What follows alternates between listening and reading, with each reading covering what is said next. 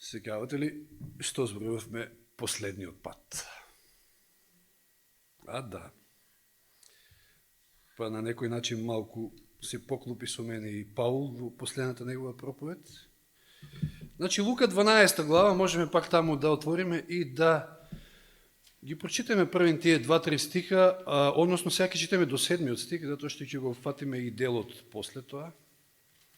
Лука 12 глава. Да, тоа зборувавме минатиот пат.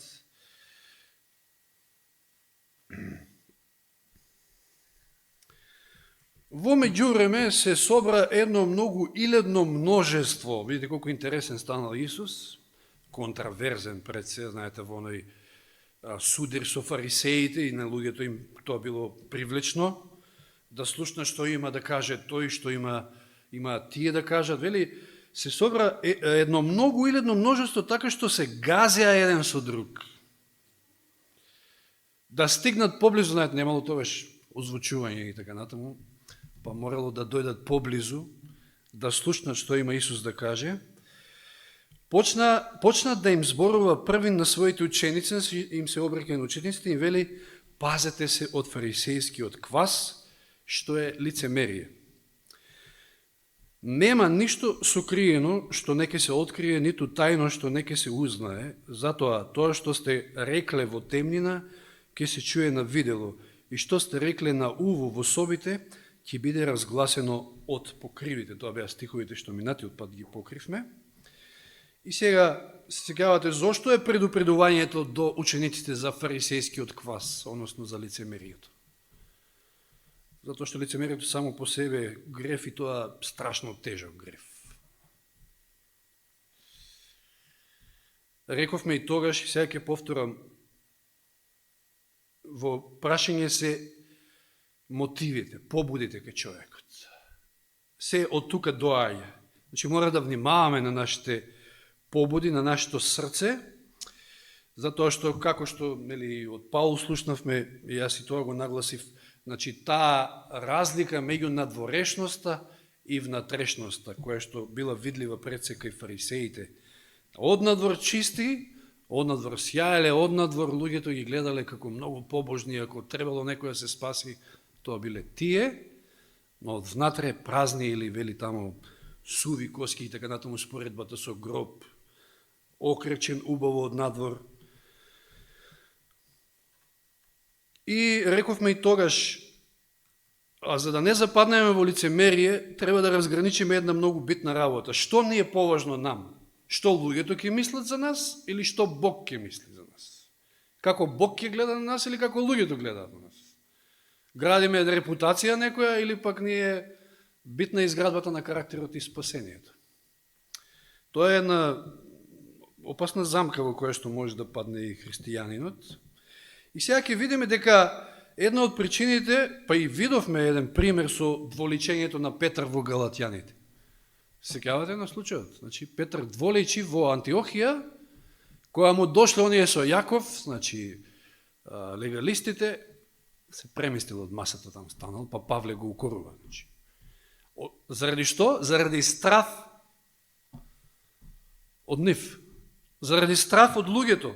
Стравот од луѓето, стравот од прогонство, од отфрленост, од изолираност и така натаму, може да доведе до лицемерие, да човекот почне да дволичи. И сега затоа ќе ги читаме овие, значи ќе ги офатиме стиховите од 4 до 7, значи продолжуваме понатаму со читањето, во 12 глава Лука вели вака: а вам на моите пријатели, ви велам, пак им се обраќа на учениците, може би на малку поширока група, не е битно, не бојте се од оние кои го убиваат телото, а потоа не можат ништо повеќе да направат. Но ќе ве предупредам од кого да се боите. Бојте се од оној кој по убивањето има власт да ве фрли во пеклот. Да ви велам, бојте се од него, дори 2 пати нагласува во истиот стих. Го започнува така стихот и завршува. Бојте се од него, бојте се од Бога, а не од оние, кои се тие кои што може да ве, највеќе што можете да ве убијат. Луѓето. То се луѓето. Зар не се продаваат 2 врапчиња или овде, не знам како дошол ова бројка од 2 врапчиња во текстот, кога се 5 врапчиња. Грешка веројатно или печатна. Ако видите во ревидираниот превод, King James било каде сум гледал 5 врапчиња.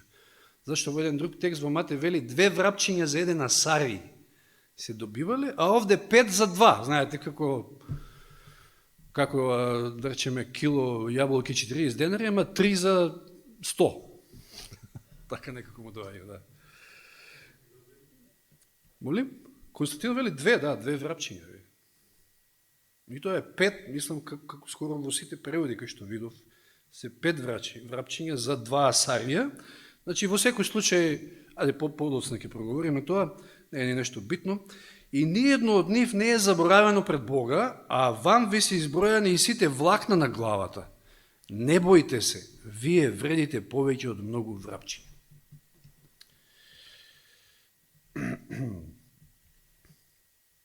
Значи, темата во овие стихови е, ако сакаме да бидеме Христови следбеници, тоа е она што и се обидува Исус цело време да го каже овде, и во Лука 11, па и во 12, па и предходно, во предходните глави, што значи да се биде вистински Христов следбеник. Ако сакате да бидете Христови следбеници, попрво треба да се боите од Бога, а не од луѓето.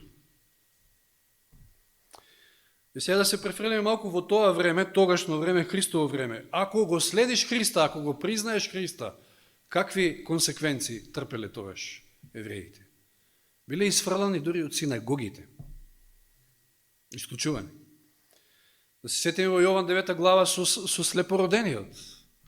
Сеќавате, Исус му го дава видот, значи не му го враќа, току му дава вид, затоа што бил роден слеп, никогаш не гледал во животот и тука се фарисеите, тука се свештениците, црковните лидери и што едноставно не може да поверуваат дека бил некојаш слеп, па ги викаат дури и родителите и овие што?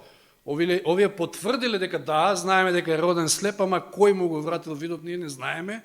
Он е голем, не го прашајте го. Зошто така се однесувале? Затоа што вика се плашеле за да не бидат исклучени од синагогата. Еве го тој страв од човечкиот авторитет, од човечката власт. Тоа било тогашна реалност. Јован 9 глава, ајде отвориме во Јован 9 глава, Јован 12 глава, во 9 глава беше слепородениот, Јован 12 глава, од 37 стих. Вели, иако направи толку чуда пред нив, не веруваа во него, за да се исполни словото што го рече пророкот Исаија. Господи, кој поверува на нашата проповед и кому му се откри Господовата рака? Затоа не можеа да веруваат, зашто Исаија уште рече, им ги заслепи очите, им ги скамени срцата, за да не гледаат со очите, за да не разбираат со срцето и за да не се обратат и да не ги излечам. Исаија го рече тоа, зашто ја виде неговата слава и зборуваше за него. Сепак, мнозина од првенците поверуваа во него, но заради фарисеите не исповедаа јавно, за да не бидат исфрлени од синагогата, зашто повеќе ја сакаа што? Човечката слава, отколку Божјата слава. Значи, некои слушали, некои поверувале сепак, и тоа вели од првенците, ама не сакале јавно тоа да го исповедаат. Повторно заради стравот да не бидат исклучени. Затоа што по-битно им било мислењето на луѓето, отколку мислењето на Бога. Човечката слава. Да не ја изгубат својата репутација, својата позиција и така натаму и така натаму. Денеска зборувавме во пуката. Доаѓаат времења кога навистина че обрачот ќе се стесни околу нас и нема да биде како денес само, па дури во овој период на короната, па и економска криза и така натаму, луѓе губат работа и така натаму. Меѓутоа, колку повеќе ќе се стеснува обрачот, ќе биде навистина се пострашно и пострашно за Божиот народ. И ќе има многу начини за заплашување. Знаете, стравот и те како работи денес кај луѓето, па самата корона беше пример за тоа. каде што, ја не ден спомна, ја верувам дека 99% од луѓето се одлучија да се вакцинираат заради страв. Како беше она со чумата во средниот век, кога рекла 1000 души ќе оди во градот да убие, а потоа 10.000 жртви. Како тоа, па другите 9.000 од страв умреле. И секојаш е тоа случај, да. Стравот игра голема улога. Значи и овде, поверувале, меѓутоа не смееле јавно да исповедаат, се криеле, не сакале да проговорат ништо, затоа што ќе бидат исфрлени од синагогата. И затоа што повеќе сакале човечката слава. Или Јован 7 глава, да отвориме малку наназад, Јован 7 глава, од 11 до 13 стих. Јован 7. Од 11. Но јудејците го бара на празникот и зборуваа каде е оној. И многу се зборуваше за него во народот. Едни зборуваат добар е, а други велеа не, туку го заблудува народот. Значи поделени мислење, секојаш за секого.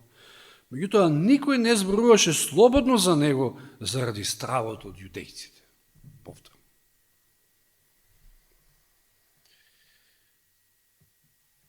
Исус ги подготвил своите следбеници на ова. Во 15 глава Јован зборува за разни прогонства, им наговестува дека ќе дојдат прогонства, ќе бидат прогонети. И 16 глава Јован, ги читаме првите 3 стиха, значи Јован 16, 1 до 3. Ова ви го кажав, значи алудира на она од предходно, за да не се соблазните. Ќе ви истеруваат од синагогите. Да, точно. А ќе дојде и час кога секој што ќе ве убие, ќе мисли дека му служи на Бога. Па и самиот Исус го убија и мислеа дека со тоа му служат на Бога. А тоа ќе го прават затоа што не го запознаа мојот татко, ниту мене. А јас ви го кажам ова за да се сетите дека натаму.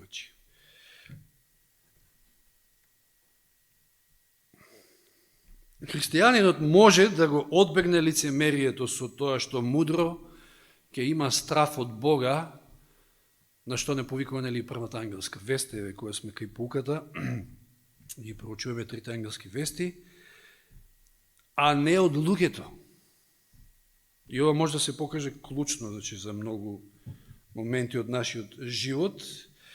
Пословици 29-25, видите што вели овој многу убав стих, знаете, Соломоновите пословици се секојаш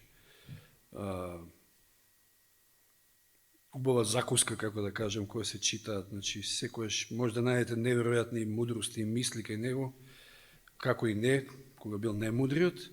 Значи Пословици 29-25 вели стравот му поставува стапица на човекот. А кој се надева на Господа наоѓа закрила, или во ревидираниот превод вели оние што се плашат и срамуваат од луѓето ќе се сопнат. Нечестноста води кон соблазан, а кој се надева на Господа ќе биде спасен. Значи самиот страф е стапица за човекот. Овој стих ни кажува дека најсигурниот начин на живот е да се надевате на Господа и на никој друг. А ако имате страф од Бога, тогаш нема да се плашите од ништо. Најмалку под луѓето. Но од друга страна опасно е и на опасна патека се наоѓаме ако се плашиме од луѓето. Во сите аспекти од нашиот живот, знаете, некојаш можеби во самата црква, некојаш да носиме одлуки заради страф, заради срам, заради незгодно ми е сега да не ме се налјути, да не знам што да. И сега ќе гласам или не знам, ќе донесам одлука која што е како резултат на ете тоа. Дали е по Божја воля или не е битно, ама незгодно ми е, се плашам и така натаму и така натаму. И тоа се случува и тоа е опасност да човек почне да дволичи, како што видовме од текстот, како вели една поговорка, стравот го прави волкот поголем од она што е. Па и што и да е, во прашање, не мора да е волк. Знаете, кога се плашите како ви се шират зениците на очите и ми изгледа све поголемо, јас се сеќавам како мал.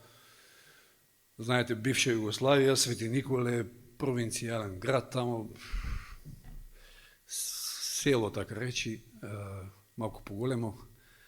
И сега се спуштам од булевар, по битна улица и сега во нашето улице да влезам, а таму ни една сијалица не работи од овие уличниви и сега малку се задава светло од оваа по главната улица натаму и знаете, грмушки ова, она и сега ви се чини како да нешто се движи, како ви се зголемуваат сенките, мал, кој знае колку сум бил 10 години и се плашиш. Една обична грмушка ти изгледа како не знам што, страшило, не знам што и да е. Сега ќе разгледаме 3 причини зашто е мудро да имаме страф од Бога, а не од луѓето. Прво, да се навратиме на текстот во Лука, 12 глава. Луѓето имаат ограничена власт и можности. Тоа го гледаме од 4 стих. Што вели 4 стих? А вам, на моите пријатели, ви велам, не бојте се од оние кои го убиваат телото, а потоа не можат ништо повеќе да направат. Значи, ја гледаме ограничена власт и можности на човекот. Гледаме. Значи, Исус веројатно намерно овде го зема најлошото можно сценарио, затоа што знаете, вие од луѓето може да доживеете многу непријатности, изолација, ограничувања, оговарање, така натаму за поставување, отказ од работа или што и да е, пример. Ама он го зема најлошото можно сценарио, да ви убијат. Да, човек може да ви убие. Да ви го убие телото. Ама ништо повеќе од тоа не може. Сега ќе речете, па зарем не е доволно тоа да ви убијат, мислам доволно страшно е. Меѓутоа, како ние, со која вера ќе можеме да го дочекаме времето кое што е пред нас и како ќе можеме тогаш да обстанеме ако се плашиме и од смртта? Од смртта, која што, нели, како што вели една мудрост, не е точка, туку е само заприка во животот. Не е крај, смртта не е крај, ни тоа го знаеме. Иначе, еден обичен човек, кој да е, каква власт и да има, сепак власта му е ограничена до некаде. Може да би убие, меѓутоа, ништо повеќе од тоа не може повеќе да направи.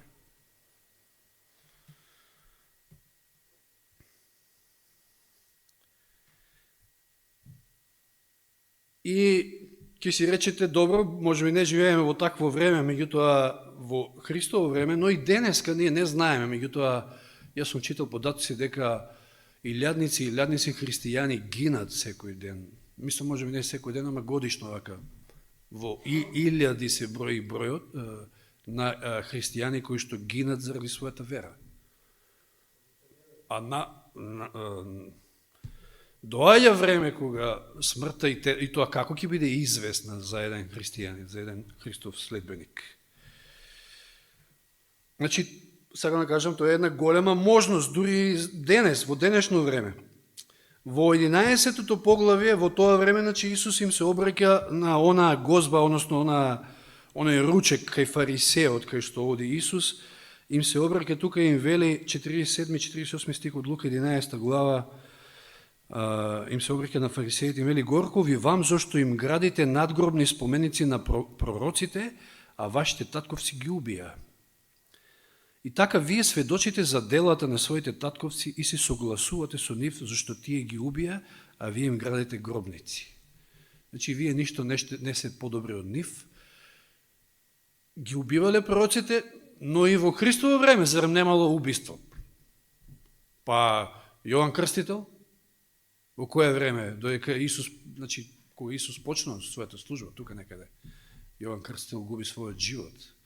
Потоа Стефан, знаете, првиот маченик, како го нарекуваме, од првата црква. Па да не броиме апостолите, кој од нив умрел со природна смрт, освен Јован и имали уште некој, не знам. Сите на некој начин биле усмртени. Значи, пролеана, праведна, невина крв, како и со самиот наш Спасител. И сега се поставува прашањето, ако не треба да се плашиме од самата смрт, тогаш не би требало да се плашиме од било што друго што е, да речеме, по-поволно сценарио од тоа најлошото. Значи, Исус упатува порака до учениците и до нас овде, вели, не бојте се од оние кои што го убиваат телото, а потоа не можат ништо повеќе од тоа. Значи, што тогаш да се плашиме од нешто друго што е помалку од смртта?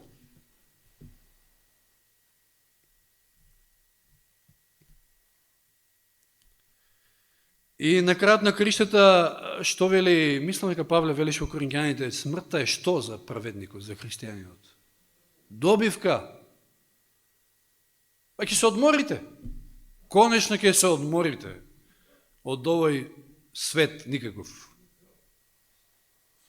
Од лицемери, од злосторници, од подли луѓе, од зависти, од љубомори, од се и се што. Значи, зошто се плашим од смртта кога тоа може да биде моја придобивка, моја корист? Збориме за вистински христијани, значи верник. Тоа е првата причина, ја разгледавме така во неколку дела. Втора причина е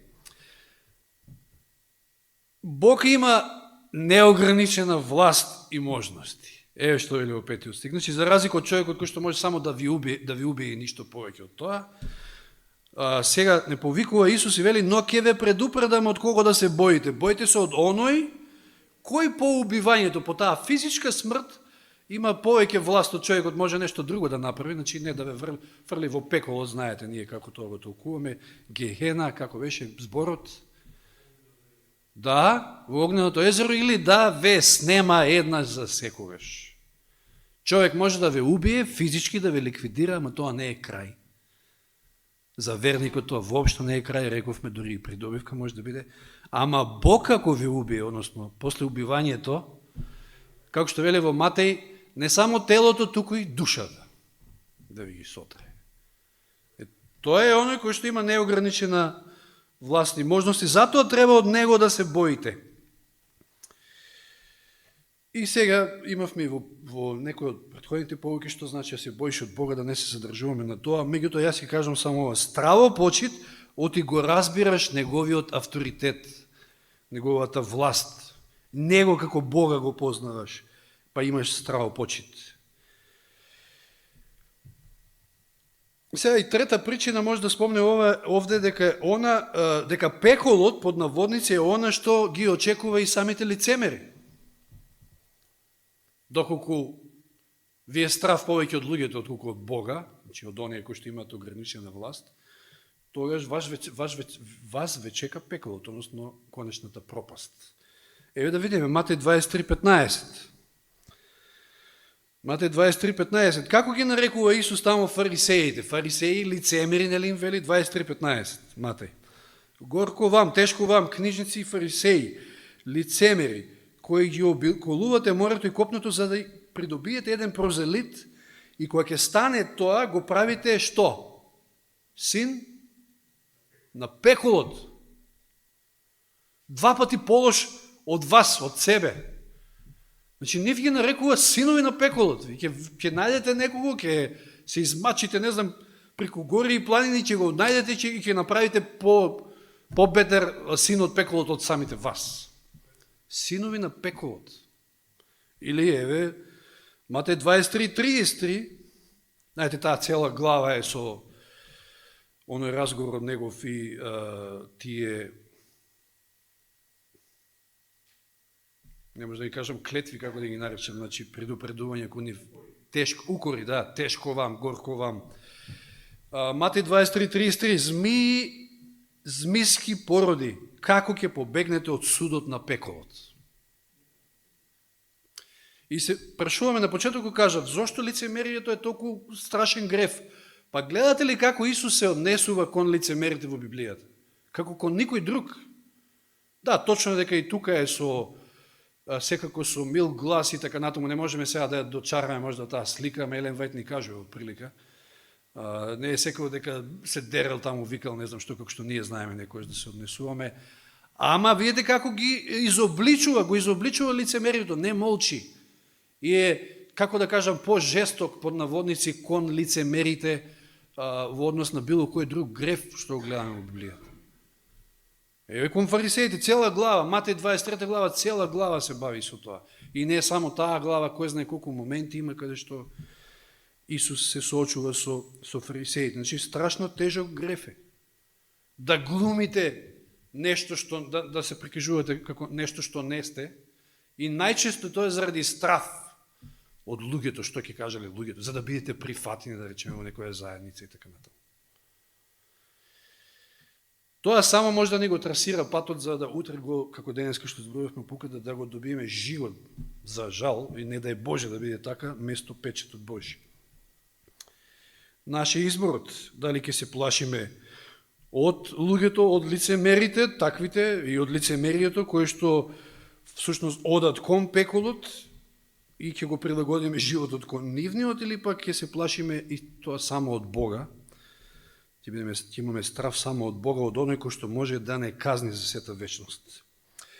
И овде не застанува текстот, затоа тука ги додадовме и 6 и 7 стих, некако само од овие два стиха ќе си речете, па чекај, односно, да, два стиха, 4 и 5, но Исус овде сега им дава зборови на сигурност. Зошто да се плашите од Бога, а не од луѓето? Зошто да не се плашите од луѓето? Зошто? Затоа што тој Бог толку многу се грижи за нас. Што? Зар не се продаваат, реков, 5 врапчиња за 2 асарија, и ниедно од нив не е заборавено пред Бога. Врапчето, нешто што е најбезвредно, еден асарij, колку што можев да видам, бил вредел 1/16 од денари. Денари, знаете, беше дневница. 1/16 од дневница, значи многу нешто ситно. 2 врапчиња за еден асарij. Го читав, се сетив на бивша Југославија и наше мало пак. Никогаш не сум можел да смислам такво нешто, значи, едноставно си ги сакам животните какви да се, сега не баш се. Нормално нема да толерирате некоја мува ако ви влезе или пајак дома или не знам 100 ногалка, кај нас тамо може да влезе, и тоа толкава. Не знам дали сум ви кажувал, еднаш на почетокот, мислев како да сме отишли во Тексас, каде што нели се е поголемо, како што велат, и на спиење ме касна тука. Толкава 100 ногалка. И само срипав што како и после од гнев, од како да кажам, снеже ја искасапи на парчиња, значи буквално. Па и ја да бев и ја ќе го направив тоа, затоа што, знаете, не е тоа ништо опасно, меѓутоа така ќе боли некој ден местото. Сакав да кажам за врапчињата кога станува збор. Во бивша Југославија имаше од малото дечишта кои што со воздушни пушки, то поготово за дали беше пред Божик, како се правеше тоа, не знам. Тепаа врапци помало и знаете и печат и не знам тамо и се гуштеват со врапци, шо ќе се најадеш, па врапче не знам вече. То толку ми беше гнасно. Ама тоа се правило и кај израелците, значи се продавале на пазар такви готови, само голтни лапни што велиме ни.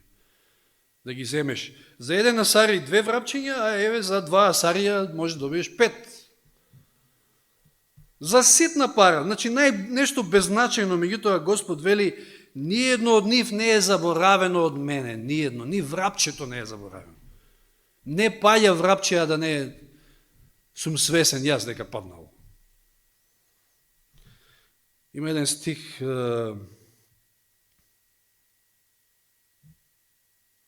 Псалм 50, 11 стих.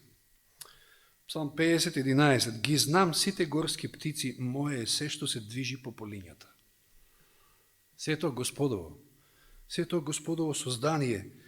И Господ сака да не осигура колку сме сигурни ако сме Негови, ако се плашиме само од Него и нема причина да се плашиме од човек. И велин, јас се грижам за врапчињата дори, за најситното нешто. Па што останало до вас? А дори вели во 7 стих, а вам ви се изброени сите влакна на главата. Сте се обидели некојаш да броите. Боже, колку влакна. Во просек велат 100.000 влакна, не знам, на една глава, сега зависи како. Кај некој е многу полесно да се избројат. Како старееме се помалку, тоа е факт. Но видете, Господ ги познава влакната на главата. Не, знае колку влакна на главата има. И вели, не бојте се, вие вредите повеќе од многу врапчиња. И тука имаше стих, каква сигурност ќе може да имаме, каква грижа од Божја страна. Да, Лука 21 глава, да отвориме во Лука 21.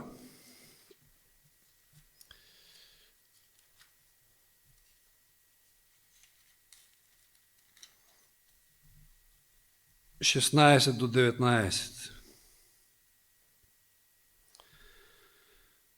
А ке ве предаваат и родителите. Значи, текстови повторно од стихови кои што се во контекст на тие времења, на такви времења, на прогонства. Ке ве предаваат и родителите, и браќата, и роднините, и родителите, пријателите, и ке убијат некои од вас. И сите ке ве мразат заради моето име, но вам нема да ви пропадне ни влакно од главата. Со своето трпение ќе ги спасите своите души. Господ не подготвува, кој знае што се ќе претрпиме во животот. Може би некој од нас ќе биде убиен, меѓутоа ништо повеќе од тоа. Само убиен, како што вели текстот. И тоа не треба да не наведува на помислата да се плашиме од луѓето, но Господ ветува овде дека нема да ни фали ни влакно од главата. Тој, значи, се грижи дури едно влакно ако падне од нашата глава. Толку нешто беззначајно, се грижи за врапците. Песната, зами текнава песната. Скоро беше пејана, мината сабота беше. Да. Точно. Толку многу грижа од нашиот татко, од нашиот Бог, зошто да се плашиме од нешто друго? Зошто да се плашиме од луѓето? И еве сега на крајот само да прочитам неколку стиха. Значи, како што кажав, страв кој што може да не доведе во ситуација да лицемериме, односно да дволичиме, а што е навистина страшно за еден христијанин. Неколку стиха на самиот крај од пословици, просите се од пословици, да, од Соломон, за стравот и околу стравот. Пословици 1.7, стравот од Господа е почеток на мудрост, но безумните ги презираат мудроста и пуката. Пословици 8.13, стравот од Господа е омраза кон злото. Пословици 9.10, стравот од Господа е почеток на мудроста, повторно и познавање на светиот е разум. Значи, познавањето на Бога, значи разум. Пословици 10.27, стравот од Господа ги умножува деновите. Пословици 14.26, во стравот од Господа е голема верба и е прибежище за неговите синови. Пословици 14.27, стравот од Господа е извор на животот. Тој вели избавува од стапицата на смртта. Пословици 15.33, стравот од Господа е училиште на мудроста. Пословици 19.23, стравот од Господа дава живот и кој ќе се исполни со него, злото него посетува. И кои се придобивките од тоа да имаме страво почит кон Господа и да се плашиме од него и само од него. Тогаш нема да не плаши ништо што човек може да ни направи, па ни самата смрт. И ќе бидеме спремни со оваа вера во неговата грижа кон нас и како Бог кој што од ден на ден се повеќе го запознаваме, нема да се грижиме ниту за нашиот живот, ако е потребно да го дадеме за него, во одбрана на неговиот карактер и неговото дело. Затоа што, пак ќе кажам, тоа е оној највисок авторитет, тоа е оној кој што има највисока власт и тоа е оној единствениот кој што може да ја донесе она конечна одлука и пресуда каде ќе се најдеме, од која страна на вечноста. Или ќе не снема за сета вечност, или ќе не има во сета вечност. Затоа, драги браќи и сестри, да не се плашиме од луѓето, идат времења кога се повеќе ќе бидеме ставени на такви испити во нашиот живот, кој и да е, што и да е, каков авторитет и да е водач, цар или председател, нели, во наши времења на не знам каква моќна сила светска, тој е само човек, тој е само смртник, кој што максимално може и да ве убие, меѓутоа ништо повеќе од тоа. Затоа да не биде Господ прв, последен и најважен во животот. И да се надеваме само на Него, затоа што тоа значи вечен живот, тоа значи и посреќен живот и на оваа земја. Слава нека му е, што да кажем уште. Амин.